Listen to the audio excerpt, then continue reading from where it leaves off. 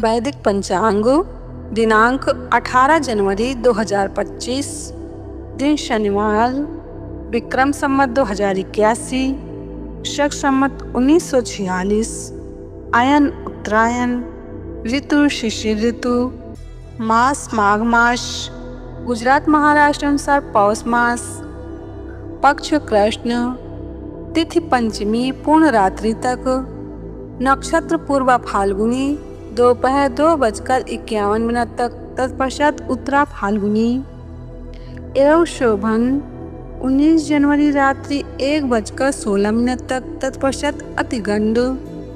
राहु काल सुबह 10:04 से सुबह 11:27 तक, सूर्योदय सुबह 7:19, सूर्यास्त शाम 6:18, दिशा शूल पूर्व दिशा में, व्रत पर्व विवरण।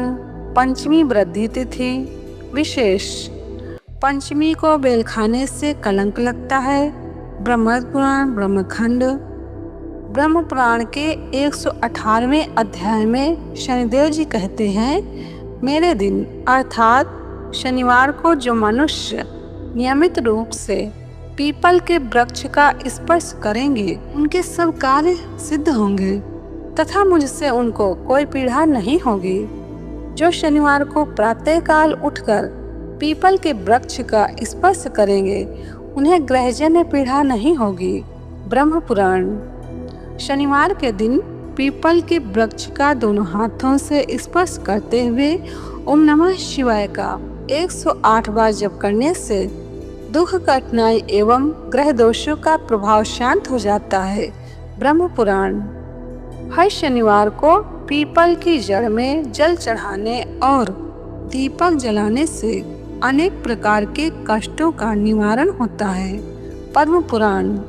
वैदिक पंचांग सर्वफल प्रदायक माघ मास व्रत 13 जनवरी से लेकर 12 फरवरी तक माघ स्नान।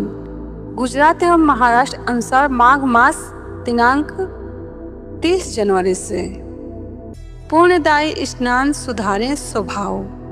माघ मास में प्रातः स्नान, ब्रह्म मुहूर्त में स्नान सब कुछ देता है। आयुष्य लंबा करता है, अकाल मृत्यु से रक्षा करता है, आरोग्य रूप बल सौभाग्य व सदाचरण देता है।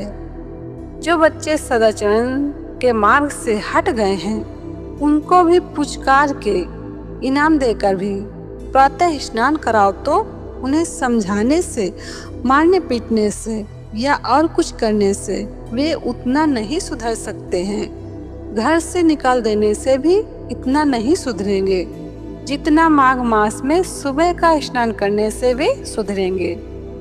तो माघ स्नान से सदाचार, संतान वृद्धि, सत्संग, सत्य आचरण, उदार भाव आदि का प्रागट्य होता है। व्यक्ति की सुंदरता माने समझ उत्तम गुणों से संपन्न हो जाती है। उसकी दरिद्रता और पाप दूर हो जाते हैं। दुर्भाग्य का कीचड़ सूख जाता है। माघ मास में सत्संग, प्रातः स्नान जिसने किया उसके लिए नरक का डर सदा के लिए खत्म हो जाता है। मरने के बाद वो नरक में नहीं जाएगा। माघ मास के प्रातः स्नान से वृत्तियां निर्मल होती हैं, विचार ऊंचे होते हैं, समस्त पापों से मुक्ति होती है। ईश्वर प्राप्ति नहीं करनी हो तब भी माघ मास का सत्संग और पुण्य स्नान स्वर्गलोक तो सहज में ही तुम्हारा पक्का करा देता है। माघ मास का पुण्य स्नान यत्न पूर्वक करना चाहिए। यत्न पूर्वक माघ मास के प्रातः स्नान से विद्या निर्मल होती है। मलिन विद्या क्या है?